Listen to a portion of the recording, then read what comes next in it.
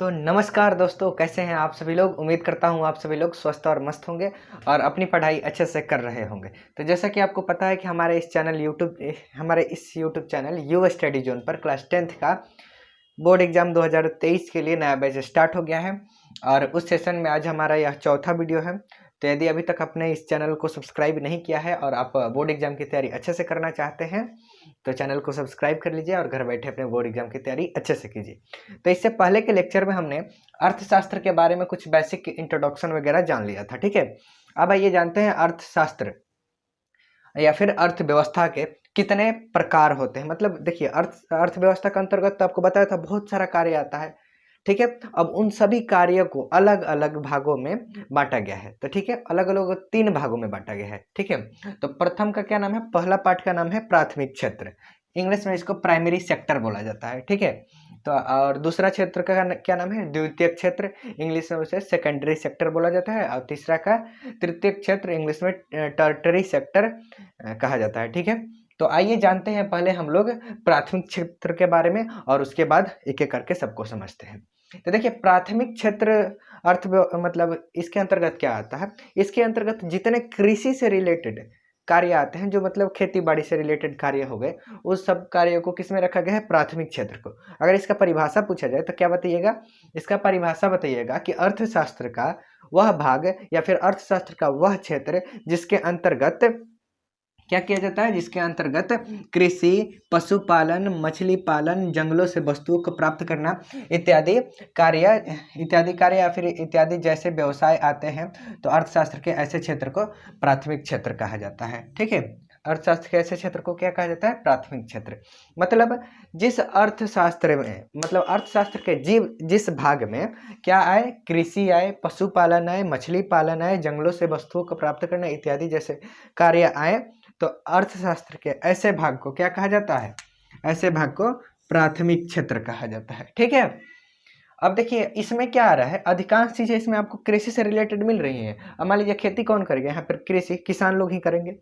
पशुपालन कौन करता है, किसान लोग ही करते हैं, ठीक है। मछली पालन यह भी मतलब पालन है, अर्थात यह भी एक किसानी के अंतर्गत ही आ जाएगा, फार्मिंग के अंतर्गत आ जाता है। तो मतलब प्राथमिक क्षेत्र में आपको जितने भी कार्य देखने को मिल रहा है, वह सब किससे रिलेटेड है, कहीं ना कहीं कृषि से, खेती बाड़ी से रिलेटेड है। इसीलिए प्राथमिक क्षेत्र का दूसरा नाम क्या है, प्राथमिक क्षेत्र को क्या कहा जाता है, कृषि क्षेत्र कहा जाता है। क्यों, क्योंकि अधिकांश कार्य इसमें जो आ रहे हैं वो सब किससे हैं, कृषि से रिलेटेड है। इसलिए प्राथमिक क्षेत्र को क्या कहा जाता है, प्राथमिक क्षेत्र को कृषि क्षेत्र भी कहा जाता है, ठीक है। आपसे पूछा जाएगा कि प्राथमिक क्षेत्र को कृषि क्षेत्र क्यों कहा जाता है, तो क्या बताइएगा, क्योंकि प्राथमिक क्षेत्र में जितने भी कार्य आते हैं वे सभी कहीं ना कहीं कृषि से रिलेटेड है, अर्थात खेती बाड़ी से रिलेटेड है। इसलिए प्राथमिक क्षेत्र को, अर्थात प्राइमरी सेक्टर को कृषि क्षेत्र कहा जाता है, ठीक है।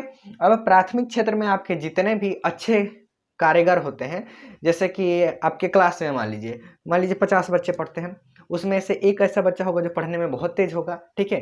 तो उसको क्या बोला जाता है, उसको बोला जाता है क्लास टॉपर। वैसे ही जो प्राथमिक क्षेत्र में बहुत सारे श्रमिक हैं जो काम करते हैं, उसमें जो सबसे अच्छा कार्य करता है तो उसको क्या बोला जाता है। तो इसमें जो अच्छा श्रमिक होता है, मतलब कुशल जो श्रमिक होते हैं, उनको रेड कॉलर जॉब से क्या किया जाता है, संकेतित किया जाता है। मतलब जैसे आपके क्लास में सबसे अच्छा पढ़ने वाले विद्यार्थी को क्या कहा जाता है, टॉपर कहा जाता है। वैसे ही इसमें प्राथमिक क्षेत्र में कुशल श्रमिक जो होते हैं उसको क्या बोला जाता है, रेड कलर जब से संकेतित किया जाता है। तो आशा करता हूं आपको प्राथमिक क्षेत्र समझ में आ गया होगा। अब आइए समझते हैं द्वितीय क्षेत्र के बारे में, अर्थशास्त्र के दूसरे भाग को। ओके, तो अब आइए हम लोग समझते हैं द्वितीय क्षेत्र के बारे में। अर्थशास्त्र का जो दूसरा पार्ट है, अर्थव्यवस्था का जो दूसरा सेक्टर है, उसका क्या नाम है, द्वितीय क्षेत्र। इंग्लिश में उसे कहा जाता है सेकेंडरी सेक्टर। तो देखिए, प्राथमिक क्षेत्र में जो क्या है, प्राथमिकता है हमारा, पहला प्राथमिकता क्या है हमारा, भोजन करना, ठीक है। मतलब पहले हम लोग खाना खाएंगे, उसके बाद ही ना कुछ करेंगे। तो खाना हम लोग, भोजन कहाँ से मिलेगा, खेतों से मिलेगा, यानी किसान जब कार्य करेंगे, अन्न उपजाएंगे, उसके बाद ही हमें क्या मिलेगा, भोजन मिलेगा। तो जितने भी मतलब प्राथमिक, मतलब हमारे भोजन से रिलेटेड चीजें हो गई, वो सारे क्या आता है, प्राथमिक क्षेत्र के अंतर्गत आता है, ठीक है। इसलिए प्राथमिक क्षेत्र को मैंने बताया आपको कि कृषि क्षेत्र भी कहा जाता है। अब दूसरा क्षेत्र क्या है अर्थव्यवस्था का, दूसरा है द्वितीय क्षेत्र। ठीक है। द्वितीयक क्षेत्र को इंग्लिश में सेकेंडरी सेक्टर कहा जाता है। तो इसका परिभाषा यदि एग्जाम में पूछे तो क्या बताइएगा, इसका परिभाषा हो जाएगा कि अर्थव्यवस्था का या फिर अर्थशास्त्र का वह क्षेत्र जिसके अंतर्गत क्या है, खनिज व्यवसाय, निर्माण कार्य, जनोपयोगी सेवाएं जैसे कि गैस, बिजली इत्यादि का उत्पादन, मतलब इन सभी का उत्पादन किया जाता हो, तो ऐसे क्षेत्र को क्या कहा जाता है, ऐसे क्षेत्र को द्वितीयक क्षेत्र कहा जाता है। मतलब जितने भी आपके समझ लीजिए कि उद्योगों में कार्य होता है, उद्योग मतलब फैक्ट्री में जो कार्य होते हैं, जैसे कि मान लीजिए निर्माण कार्य, तो किसी भी वस्तु का निर्माण कहाँ होता है, फैक्ट्री में होता है, ठीक है, यानी उद्योग में होता है। दूसरा है आपका खनिज व्यवसाय, मतलब खनिजों का खनन वगैरह, कोयला का खनन, पेट्रोलियम का जमीन से खोद करके निकालना, ये सभी कहाँ होता है, फैक्ट्री में होता है, ठीक है। तो जितने भी आपको ऐसे कार्य जो दिखाई देते हो जो कि कहीं ना कहीं फैक्ट्री में किए जाते हैं, उस सबको क्या कहा जाएगा, उस सबको कहा जाएगा द्वितीयक क्षेत्र, ठीक है। जितने भी आपको फैक्ट्री, हिंदी में उसको कहा जाता है उद्योग, जितने भी कार्य किसमें किया जाता है, उद्योग में किया जाता है, ठीक है। उद्योग अर्थात फैक्ट्री में किया जाता है, वो सभी किस में आएगा, द्वितीयक क्षेत्र में आ जाएगा। जैसे कि आपका खनन से हो गया कि कोयला निकालना, पेट्रोल निकालना, ठीक है, फिर से खनिज व्यवसाय में हो गया ये सब, और निर्माण कार्य में हो गया कि पेन बनाना, पेंसिल बनाना, कॉपी बनाना, जूता बनाना, बल्ब बनाना, ये सब का आ जाएगा आपका द्वितीयक क्षेत्र में आ जाएगा। और आपको जो बिजली मिलता है जिससे आप बल्ब जलाते हो, खाना आपको जिस गैस पर बनता है उस सब का, तो आपका जितना भी हो जाएगा गैस, बिजली, ये सब क्या आ जाएगा, सब आ जाएगा आपके द्वितीयक क्षेत्र में। अब देख रहे हैं कि इसके अंतर्गत जितने भी कार्य आ रहे हैं वो सभी कहाँ होते हैं, कहीं ना कहीं उद्योग में होते हैं। घर पे आप नहीं ना बिजली बनाते हो, कि गैस भी तो आप घर पे नहीं बनाते हो, कोयला घर पे खोन के निकालते हो, कहीं ना कहीं फैक्ट्री में अर्थात उद्योग में निकलता है। इसीलिए जो आपका द्वितीयक क्षेत्र है अर्थशास्त्र का, तो द्वितीयक क्षेत्र को क्या कहा जाता है, औद्योगिक क्षेत्र कहा जाता है। क्यों कहा जाता है, क्योंकि इसके अंतर्गत जितने भी कार्य आते हैं वे सभी कहाँ होते हैं, उद्योगों में होते हैं। तो अर्थशास्त्र के द्वितीयक क्षेत्र यानी सेकेंडरी सेक्टर को क्या कहा जाता है, औद्योगिक क्षेत्र कहा जाता है। क्यों कहा जाता है, क्योंकि इसके अंतर्गत जितने भी कार्य आते हैं वे सभी कहीं ना कहीं उद्योगों में किए जाते हैं, हम लोग अपने घर में नहीं करते हैं, ठीक है। तो ये सारा क्या हो जाएगा, औद्योगिक क्षेत्र। प्राथमिक क्षेत्र में आपने देखा कि जितने भी प्राथमिक क्षेत्र के कुशल एथी होते हैं, कुशल श्रमिक होते हैं, उन सबको क्या कहा जाता है, उन सबको कहा जाता है रेड कलर जॉब। लेकिन इसमें आपके द्वितीयक क्षेत्र में जितने भी कुशल कर्मचारी होते हैं, मतलब कुशल श्रमिक होते हैं, उन सबको क्या कहा जाता है, उन सबको व्हाइट कॉलर जॉब से सूचित किया जाता है, ठीक है। तो यह हमारा कंप्लीट होता है आपका द्वितीयक क्षेत्र।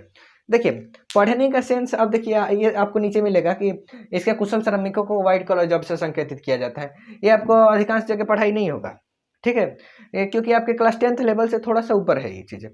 बाकी है सब जो है आपके क्लास 10th लेवल का है।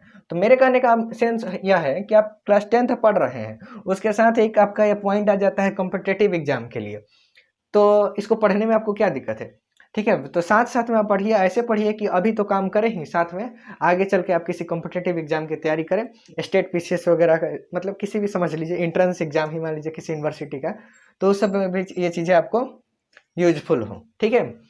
तो सिर्फ आपका क्या बोर्ड एग्जाम के लिए मत पढ़िए, ऐसे पढ़िए पूरा डिटेल में कि आगे भी चीज़ें आपको आपके लिए यूजफुल हो। तो यहाँ पे आपका द्वितीय क्षेत्र कंप्लीट होता है, इसका स्क्रीनशॉट ले लीजिए, कॉपी में नोट्स बना लीजिएगा और अच्छे से समझ लीजिए, याद कर लीजिएगा, ठीक है। अब आइए नेक्स्ट पार्ट इसका क्या है, नेक्स्ट पार्ट है इसका तृतीयक क्षेत्र। तो चलिए तृतीयक क्षेत्र के बारे में समझते हैं। अब आइए नेक्स्ट पार्ट हमारा क्या है, नेक्स्ट पार्ट है हमारा तृतीयक क्षेत्र, इंग्लिश में इसको बोलते हैं टर्टरी सेक्टर, ठीक है।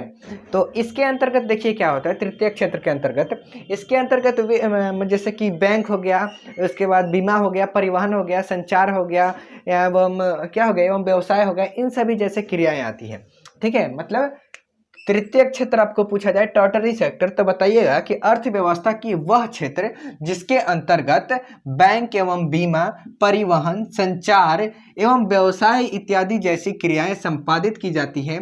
तो अर्थशास्त्र के ऐसे सेक्टर को, ऐसे क्षेत्र को क्या कहा जाता है, तृतीय क्षेत्र कहा जाता है, ठीक है। अब देखिए जितना भी आपका तृतीय क्षेत्र में काम आता है, मतलब कार्य आते हैं, वे सभी क्या करते हैं, आप सभी को सहायता प्रदान करते हैं। हम सभी को तो करते ही हैं, साथ में प्राथमिक क्षेत्र जो है और द्वितीयक क्षेत्र है उसको भी क्या करते हैं, सहायता प्रदान करते हैं। जैसे कि आपका बैंक और बीमा हो गया, प्राथमिक क्षेत्र में है क्या, कृषि। तो किसानों को खेती में बीज बोने के लिए, खाद डालने के लिए पैसे की जरूरत है ना, लोन की जरूरत है, तो वो सब कौन देता है, बैंक देता है। तो सहायता प्रदान कर रहे हैं ना किसानों को। उसके बाद उद्योगों में मान लीजिए आपको क्या करना है, किसी मशीन को, चाहे कोई मान लीजिए कि श्रमिक कार्य करते हैं, श्रमिक का बीमा करवाया जाता है ना, कि अगर श्रमिक किसी कारण बस मर गया, चाहे दुर्घटना मतलब कोई दुर्घटना में कोई उसका अंग हाथ पैर टूट गया, तो उसका बीमा करवाया जाता है। तो बीमा कौन कराएगा, बैंक कराएगा। तो यह क्या कर रहा है, प्राथमिक क्षेत्र वाले को और द्वितीय क्षेत्र वाले को सहायता प्रदान कर रहा है ना। यानी तृतीय क्षेत्र क्या करता है, तृतीय क्षेत्र लोगों को सेवा प्रदान करता है, सहायता प्रदान करता है। इसलिए तृतीय क्षेत्र को क्या कहा जाता है, तृतीय क्षेत्र को सेवा क्षेत्र कहा जाता है। ठीक है, मतलब तृतीय क्षेत्र में वे सभी क्रियाएं आती हैं जो लोगों को सेवा प्रदान करती हैं, जैसे कि बैंक, बीमा, परिवहन, संचार, व्यवसाय इत्यादि। इसमें हॉस्पिटल, अस्पताल, शिक्षा, ये सभी भी आता है। तो ये सभी लोगों को कहीं ना कहीं सेवा प्रदान करता है। ठीक है, और सेवा प्रदान करता है यह क्षेत्र, इसलिए इसको क्या कहा जाता है, सेवा क्षेत्र कहा जाता है। कितना सिंपल तो है। अब ठीक है, तो यहाँ हमने देख लिया आपने अर्थशास्त्र के यानी अर्थव्यवस्था के तीनों क्षेत्र के बारे में, प्राथमिक क्षेत्र, द्वितीय क्षेत्र और तृतीय क्षेत्र, और तीनों को पूरा डिटेल में पढ़ा है। ठीक है, ऐसा नहीं कि एक भी पॉइंट छोड़े हैं। अगर इन तीनों सेक्टर से अगर एक भी क्वेश्चन आता है बोर्ड एग्जाम में और आप छोड़ देते हो तो ये सरासर आपकी गलती होगी, क्योंकि यहाँ उन सभी टॉपिक्स को क्लियर करा रहा हूँ इसमें, जो कि आपके बोर्ड एग्जामिनेशन से इंपॉर्टेंट है और आगे चल के किसी ना किसी कॉम्पिटिटिव एग्जाम के लिए इंपॉर्टेंट है। तो उन सारी चीज़ों को मैं आपको बता रहा हूँ।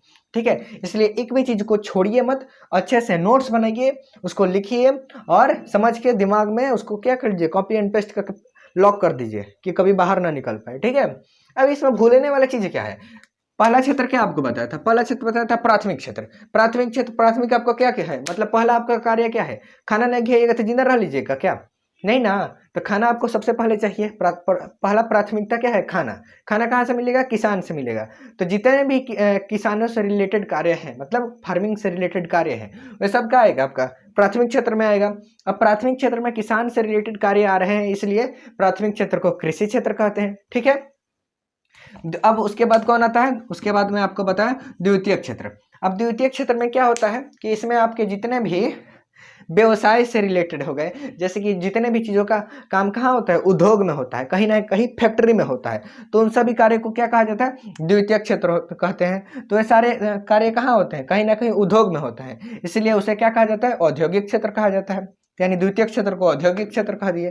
तृतीय क्षेत्र यहाँ समझ ही लिए कि तृतीय क्षेत्र में वे सभी कार्य आते हैं जो लोगों को सेवा प्रदान करते हैं, जैसे कि शिक्षा हो गया, बैंक हो गया, बीमा हो गया, अस्पताल हो गया, व्यवसाय हो गया, परिवहन हो गया, संचार हो गया। ये सभी क्या कर रहे हैं, लोगों को सेवा प्रदान कर रहे हैं। जैसे कि मान लीजिए यहाँ पे परिवहन है, तो परिवहन आपको सेवा दे रहा है कि रोड पर चलिए, सड़क बना रहा है।